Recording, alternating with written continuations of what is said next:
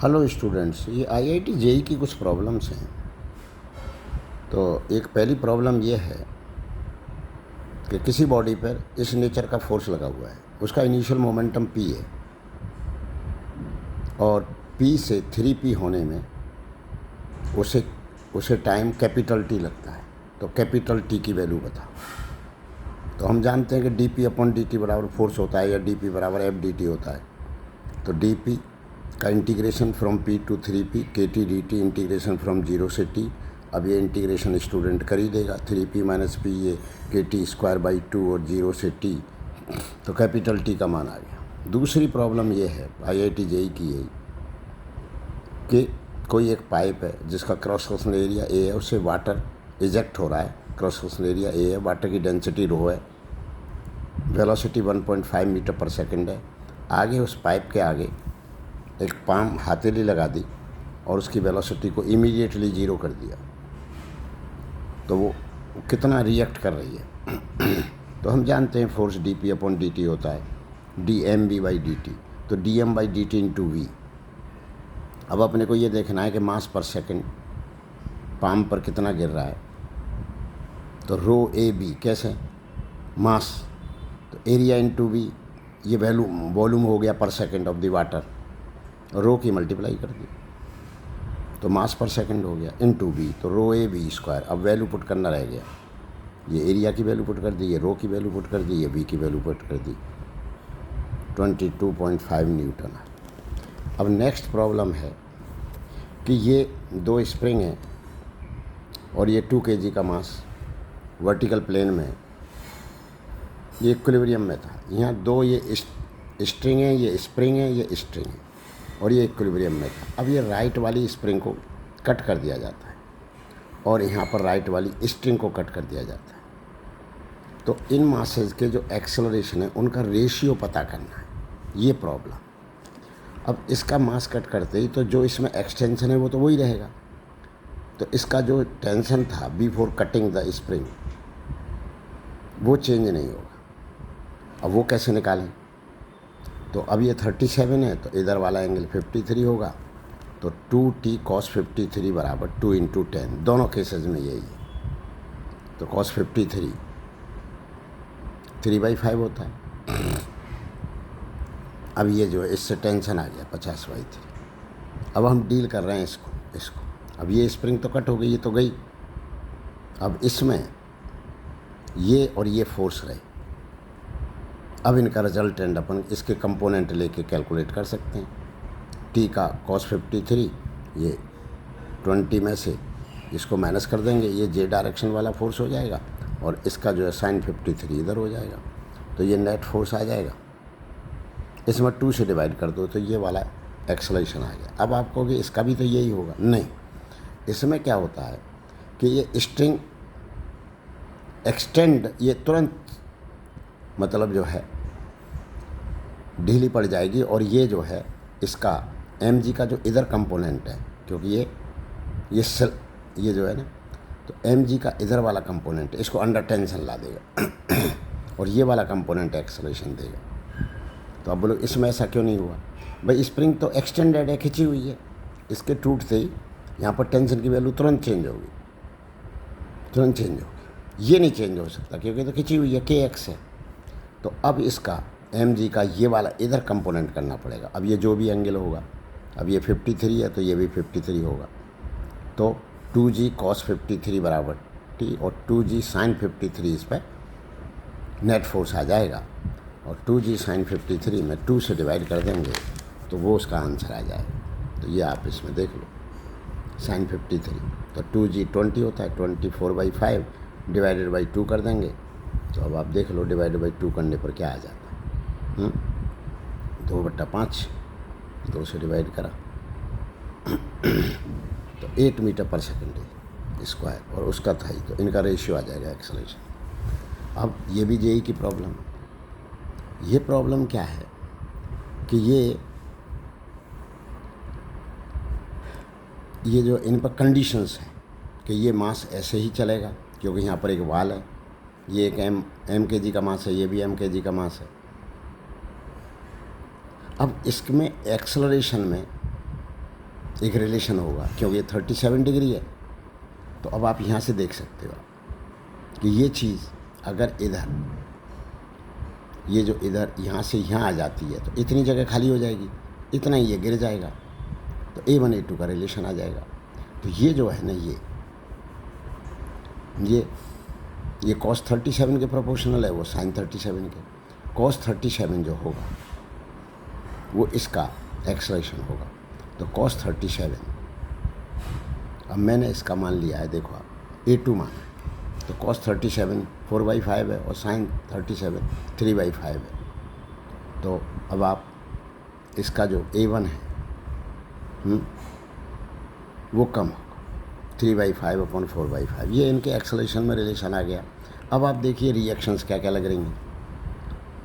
अब इसमें एन, अब उसमें वाल पर रिएक्शन पूछी है, इस मास की इस वाल, तो इसके इस पर जो हॉरिजॉन्टल डायरेक्शन फोर्सेस को तो बैलेंस करना है, क्योंकि हॉरिजॉन्टल में तो इसमें एक्सलेशन है नहीं, और इसमें वर्टिकल फोर्सेस को बैलेंस करना है, क्योंकि इसमें वर्टिकल में एक्सलेशन नहीं है, इसमें हॉरिजॉन्टल है और इसमें वर्टिकल है। बस ये बात ध्यान रखना। अब दोनों के आप देख लीजिए, मैंने इसको रिएक्शन को, अब मैं इसके एफ बी डी कैसे बनाएंगे भाई, पड़ोसियों की रिएक्शंस और खुद का वेट, तो खुद का वेट mg, जो भी mg हो गया, ये n1 हो गया, इसकी रिएक्शन इसके ऊपर n हो गई।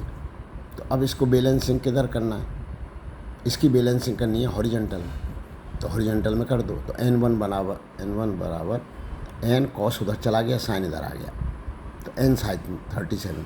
अब वर्टिकल में एक्सलेशन लिख दो, mg minus n cos 37, mg minus s cos 37 बराबर m इंटू 3k। के इसलिए मान लिया क्योंकि रेशियो है ना, तो k बाद में कट हो जाएगा। एक का एक्सलेशन 3k है तो इसका एक्सलेशन 4k। इसका हॉरिजॉन्टल है, उसका वर्टिकल। तो अब हमने फिर दूसरा लिख दिया, n sin 37 बराबर m इंटू, तो ये जो है ना n sin 37, जो इसमें जो एक्सलेशन आएगा इसमें, वो n का जो इधर कंपोनेंट होगा उसकी वजह से आएगा। तो ये इक्वेशन इस तरह से लिख दिए गए और इनको सॉल्व कर लिया गया। अब कोई बात तो ऐसी है नहीं कुछ भी, इसको डिवाइड कर दो इसको। शायद n1 तो नहीं पूछा, n1 पूछा जाएगा तो n की वैल्यू आ जाएगी, जब यहाँ पर पुट कर देंगे तो n1 की वैल्यू आ जाएगी। इसने शायद n1 ही पूछा है, फिर ना, हाँ n1 ही पूछा है, इसको डिवाइड कर दो तो n की वैल्यू आ जाएगी। अब इसको सॉल्व कर लो, और सॉल्व करने का मैं क्या बताऊंगा, ठीक है ना। तो ये f बराबर, फिर मैंने करा होगा ये यहाँ पर n sin 37 4/5 mg, तो 12/25 mg। तो इसने ये पूछा था कि P/25 mg है, तो P की वैल्यू बताओ, तो P की वैल्यू 12 आ गई, ठीक। नेक्स्ट प्रॉब्लम में ये पूछ रहा है कि ये स्ट्रिंग है, तो इधर स्मॉल l, तो टोटल लंबाई इसकी कैपिटल L है, तो इधर L माइनस L। अब ये चाहता है कि इस स्ट्रिंग का एक्सलेशन g/2 हो, और तो फिर ये स्मॉल l अगर L/x है तो x की वैल्यू बताओ, ठीक है। स्मॉल l ये तो क्या है, कैपिटल L/x है, तो x की वैल्यू बताओ। तो अब इसका पूरी स्ट्रिंग का मास पर यूनिट लेंथ लैम्डा मान लीजिए। तो हम ये जानते हैं कि दो मासेज, एक m1 इधर हो m2 इधर हो, तो उनका एक्सलेशन क्या होता है, ये m1 हो ये m2 हो, तो m1 minus m2 into g/m1 plus m2 होता है। ये स्टार्टिंग में पढ़ा दिया जाता है जब स्टूडेंट 11th क्लास में आता है, तो बड़ी बेसिक बात है। इधर m1 हो इधर m2 हो, तो दो इक्वेशन बन जाते हैं, m1g माइनस t बराबर m1a और t माइनस m2g बराबर m2a, ठीक है ना। तो अगर अपने को बस इन इक्वेशन को ऐड कर दो तो एक्सलेशन आ जाएगा, और डिवाइड कर दो तो टेंशन आ जाएगा। क्या इक्वेशन है, m1g माइनस टी बराबर m1a और इसका t माइनस m2g बराबर m2a। ऐड करेंगे तो टी कट हो जाएगा और a आ जाएगा, तो ये इक्वेशन आ जाता है एक्सलेशन। अब lambda l minus l minus lambda L G, इधर क्योंकि l लंबाई है तो उसका ये मास हो गया, तो m1 minus m2 into g/m1 plus m2, तो ये चीज़ आ गई। अब ये एक्सलेशन g/2 दे रखा है, तो g/2 पुट कर दो, तो स्मॉल l का मान कैपिटल L के पदों में आ गया, तो स्मॉल l का मान L/4 आ गया। इसने कहा था कि L/x है, तो x की वैल्यू बताओ, तो x बराबर 4 आ गया। अब अब ये जो प्रॉब्लम है सब जेई की प्रॉब्लम है। तो मुझसे किसी स्टूडेंट ने पूछी थी, मैंने फिर इनका सॉल्यूशन बना दिया। अब ये जो है ना, ये लैडर है जिसकी लंबाई 34 का स्क्वायर रूट मीटर, इतने मीटर है। वाल जो है, वाल जो दीवार है वो फ्रिक्शनलेस है। अब ये जो है, ये लैडर क्यों रुका हुआ है? तो एक्चुअल में ये मेरे यहाँ भी एक लैडर लगा हुआ है, तो मैं पानी की टंकी ऊपर देखने जाता हूँ तो बड़ा ध्यान रखता हूँ कि इतना मतलब मैंने ये सही लगा रखा है क्या, फ्रिक्शन सफिशेंट है क्या, कि मैं ऊपर चढ़ूँगा तो गिरेगा तो नहीं।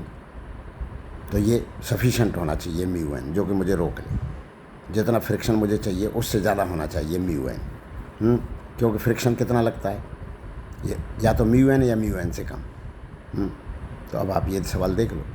अब इसमें ये इक्विलिब्रियम है, तो इसने पूछा गया है, इसने ये पूछा है कि जो है वाल की रिएक्शन और फ्लोर की रिएक्शन का रेशियो पूछा है।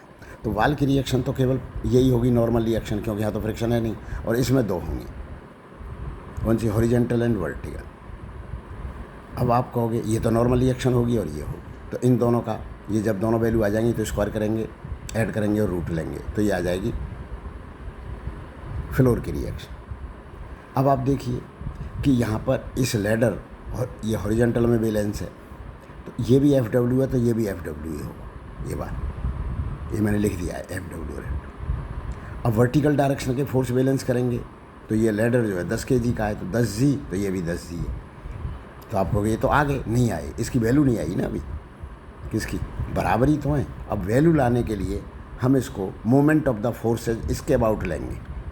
आप कहोगे इसके अबाउट क्यों नहीं लेंगे? क्योंकि इसके अबाउट लेंगे तो ये दोनों फोर्सेज तो मोमेंट देंगे नहीं, तो इसका मोमेंट क्लॉकवाइज होगा टॉर्क, और उसका एंटी क्लॉकवाइज होगा। इसको बैलेंस करना है। ये वाला क्या चाहेगा कि ये लैडर यूँ घूमे, वो वाला क्या चाहेगा यूँ घूमे, बराबर कर दो। तो ये इंटू परपेंडिकुलर डिस्टेंस, तो F W into 5, F W into 5 कहीं मैंने करा होगा, आप देख लो, कहीं तो करा ही होगा, एफ डब्ल्यू इंटू 5, और ठीक है ना, इसके अबाउट लिया है। और ये 10 जी, तो ये 3 मीटर है, तो ये सेंटर ऑफ मास पर एक्ट करेगा वेट, तो ये 1.5 आ जाएगा 3/2। तो इसका जो परपेंडिकुलर डिस्टेंस होगा वो 3/2 होगा। 10 जी इंटू 3/2 बराबर एफ डब्ल्यू इंटू 5, तो एफ डब्ल्यू तो आ गया। तो आप बोलो कितना आया, तो आप देख लो 3G आ गया। 3G और ये 10G, अब इनका रिजल्टेंट निकाल लो। तो 3G और 10G का रिजल्टेंट स्क्वायर करो, ये करो, तो रूट ऑफ 109G। ये कितना था जो था एफ डब्ल्यू, वो 3G था। तो एफ डब्ल्यू अपन एफ पूछा था, फ्लोर की रिएक्शन और वाल की रिएक्शन। तो वाल की रिएक्शन तो पहले ही दिखाई दे गई थी अपने को, तो वो कैसे दिखाई दी थी? वाल की रिएक्शन अपने को 10G इंटू 3/2 बराबर, अच्छा ये moment, taking moment of the force है, ये पता लगा था शुरू में कि ये दोनों बराबर हैं। लेकिन ये बराबर तो हैं, लेकिन कितने, ये पता लगा था after taking moment of the forces about point B. तो आप बोलोगे इसके अबाउट भी ले लेते, हाँ ले लेते। तो फिर क्या है, फिर 3 फोर्सेस का लेना पड़ता, इसका और इसका। तो कोई बात नहीं, इसमें दोनों ये नोन थे, ये आ जाता। इसके अबाउट लिया तो केवल 2 का ही लेना पड़ेगा, इसका और इसका। ये क्या देगा, क्लॉकवाइज, वो क्या देगा एंटी क्लॉकवाइज। तो इसमें परपेंडिकुलर डिस्टेंस ये कम आएगा 5, और इसमें परपेंडिकुलर डिस्टेंस ये कम आएगा। तो ये चीज़ आ गई। अब डिवाइड कर दिया, डिवाइड करने पर आंसर आ गया, यही आंसर पूछा गया था। अब नेक्स्ट सवाल है जो बहुत आसान है। जनरली जब बच्चा 11th क्लास में होता है तो स्टार्टिंग में ही पढ़ा दिया जाता है। तो कोई हेलीकॉप्टर है, वो 360 किलोमीटर पर आवर से हॉरिजॉन्टल में जा रहा है, वहाँ से कोई चीज़ छोड़ दी गई, 2 किलोमीटर हाइट पे था, लेकिन इसमें एक डेटा ज़्यादा दे रखा था। अब मेरे समझ में नहीं आई क्यों ज़्यादा दिया था, कि वो 20 सेकंड में गिरा है। तो 20 सेकंड तो हम ही निकाल लेंगे, क्योंकि 2 किलोमीटर हाइट से तो वर्टिकल डायरेक्शन में इनिशियल वेलोसिटी है नहीं, तो हाफ GT² बराबर 2000 मीटर कर देंगे। तो 4000 अपन 10 का रूट, तो T बराबर 20 सेकंड आ जाएगा। लेकिन क्वेश्चन में भी 20 सेकंड दे रखा था, उसकी कोई ज़रूरत नहीं थी। तो 20 सेकंड इंटू हॉरिजॉन्टल डायरेक्शन में तो वेलोसिटी यही रहेगी, तो किलोमीटर पर आवर के मीटर पर सेकंड बना लिए गए, जो कि 100 बन गए। क्योंकि हर 18 किलोमीटर पर आवर 5 मीटर पर सेकंड होता है, तो 18 से डिवाइड करके 5 का मल्टीप्लाई कर दिया गया, तो 100 मीटर पर सेकंड इंटू 20, तो ये कितना हो गया? अब आप देख लो कितना हो गया। 100 इंटू 2 2000 मीटर, मतलब 2 किलोमीटर। अब वो 2 किलोमीटर है, तो ये 2 और ये भी 2 है। अब डिस्प्लेसमेंट पूछा गया है, तो डिस्प्लेसमेंट तो डायरेक्ट जो वेक्टर होता है उसकी मैग्नीट्यूड होती है। अब ये कितना चला वो अलग बात है, ये तो फिर ये तो बहुत कॉम्प्लिकेटेड होते हैं सवाल, क्योंकि ये तो क्रम में गया है। क्रम में गया है तो इसमें तो अच्छा खासा मैथमेटिक्स लगेगा टू डिटरमाइन द डिस्टेंस। इसको कोई नहीं पूछेगा, IIT JEE पूछेगा तो पहले उसी से कह देंगे अपन, क्योंकि हर जगह जो है ये पैराबोला बनेगा तो पैराबोला की लेंथ निकालनी पड़ेगी, तो इसके लिए हायर मैथमेटिक्स चाहिए डिस्टेंस निकालने के लिए, कितना डिस्टेंस चलेगा। बोला डिस्टेंस तो वैसे भी निकल सकता है, नहीं, इसकी स्पीड वेरिएबल है, हर जगह बीच से बोलो, और हर जगह टेंजेंट होगी, टेंजेंट होगी, तो वो उसका वेरिएबल नहीं होती तो कोई बात नहीं होती, फिर तो कोई भी कर लेगा, क्योंकि टाइम इनटू स्पीड डिस्टेंस आ जाएगा। तो ये कर्व की लंबाई एक हायर मैथमेटिक्स से जाके निकलती। तो ये आ गया जी डिस्प्लेसमेंट, 2 स्क्वायर प्लस 2 स्क्वायर का रूट 2 रूट 2 किलोमीटर। अब नेक्स्ट सवाल था कि ये इसके ऊपर रखा हुआ है। अब ये इसने कह दिया कि पूरा सिस्टम 2 मीटर पर सेकंड स्क्वायर से नीचे जा रहा है, तो इसका मास दे रखा है, इसका नहीं दिया, तो इन दोनों के बीच में रिएक्शन पूछी है, तो action reaction equal and opposite होते हैं, तो ए पे जो लगेगी ऊपर लगेगी और इस जो बी मास है इस पर नीचे लगेगी, तो बस एन की मैग्नीट्यूड पूछी है। तो अपने को क्या करना है कि जब एक्सेलरेशन की वैल्यू दे दी तो इसका FBD क्या बना कि 0.5 kg का है तो 0.5 g माइनस एन बराबर ma, तो ma लिख दिया, तो n की वैल्यू है 0.5 इंटू 2 1 होता है, और 0.5 g 10 है, तो ये 5 आ गया, 1 इधर आ गया, n की वैल्यू 4 न्यूटन आ गई रिएक्शन। अगर इसको फ्रीली फॉल छोड़ देते तो दोनों मासेज में एक्सेलरेशन g होता, तो नॉर्मल रिएक्शन 0 हो जाती। नहीं ये जब फ्रीली फॉल है, ये भी फ्रीली फॉल, फिर न ये एक्ट करता न ये नीचे वाला रिएक्ट करता, तो एक्शन रिएक्शन होती नहीं, action reaction equal and opposite होती हैं। तो ये सवाल थे, आप इनको देखिए जो मैंने बनाया है।